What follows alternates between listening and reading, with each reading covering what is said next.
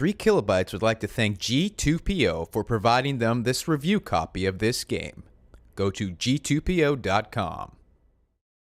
On this episode of 3 Kilobytes, we talk about what is your favorite DC hero. Is Injustice better than Mortal Kombat? And should they have used the Marvel license instead of the DC license? Right now, right here, on 3 Kilobytes.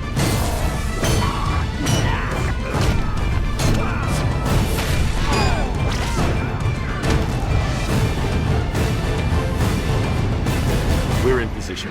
Commence assault.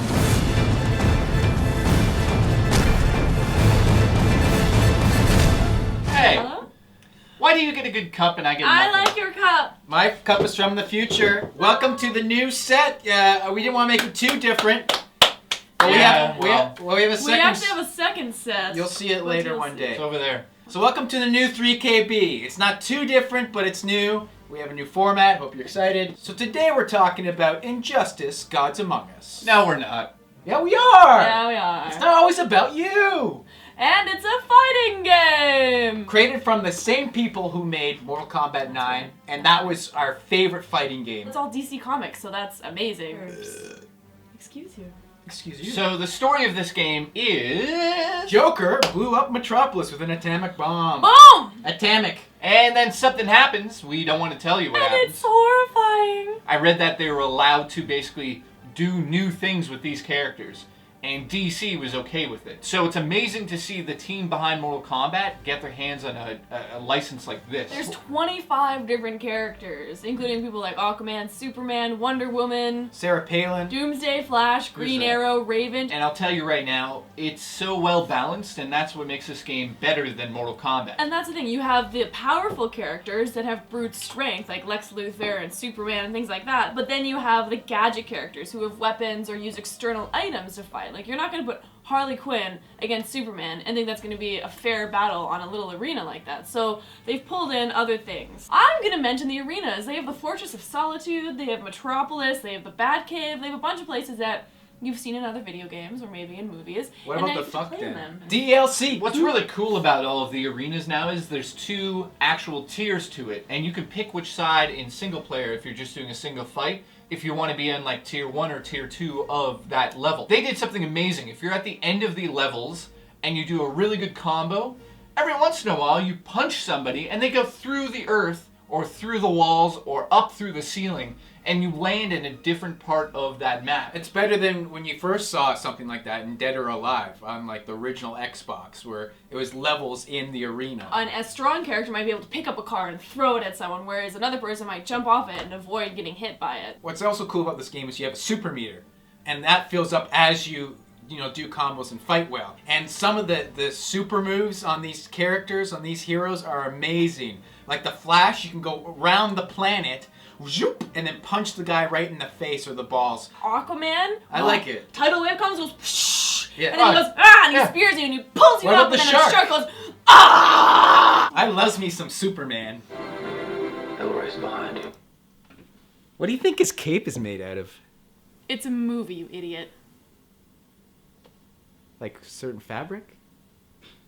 You'd think Superman versus Harley Quinn would not be an even fight. He'd just crush her. You just slap her tits. But it's just the way that it's presented. It makes everyone feel on level. It makes sense. It makes sense for once. Some of the big characters in this game actually do more damage with their punches. The amount of strategy that's built into this game blows my mind. There's a lot of different modes in this. Obviously, there's the story mode, which we've already touched on. There's I'll touch also you. battle mode, versus mode. Hello. Battle mode is essentially like story mode without the story, so it's just a ladder that you're climbing up. Training mode, which, you get to learn all the good combos and whatnot. You have the ability to go into your actual list of fighting moves and actually pin them to the screen.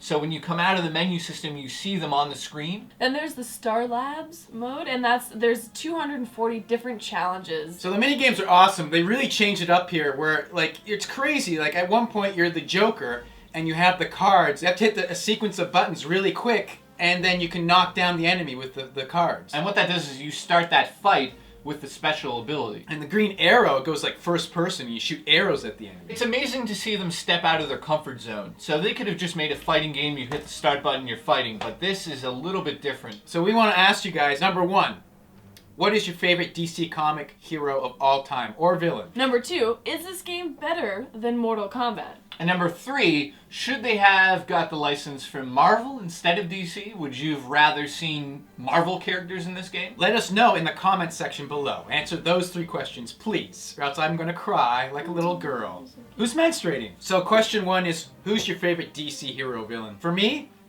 I think, other than Superman, it's got to be Flash. Just because he's a smart ass, he's funny. I think it's time they do a really good movie for Flash. Deathstroke also jumped out to me, but I was like, this is just Deadpool. Is it better than Mortal Kombat?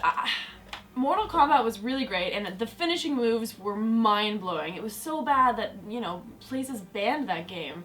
Is that a good thing? I'm not sure. It was pretty kick-ass. I liked it better, because you've, as Mike has said before to me, you're tired of hearing the story of Mortal Kombat again and again. It's always the same, whereas this is like a mind-blowing story, and you're like, oh my god, I can't believe this just happened at the beginning. So number 3 was, should they have used Marvel characters instead of DC characters? I know the movies, the characters so well for Marvel now, that I don't know some of these characters. Like, who the hell is Black Adam? Would you have liked to see those, like Iron Man flying around and have Tony Stark in there? You know, it's like all these amazing things that we know, like Thor, we know it so well. I think we've seen so much Marvel over this year that it's nice to have some more DC. Yes, we have seen Batman and other DC type things, like Green Lantern, which wasn't the best.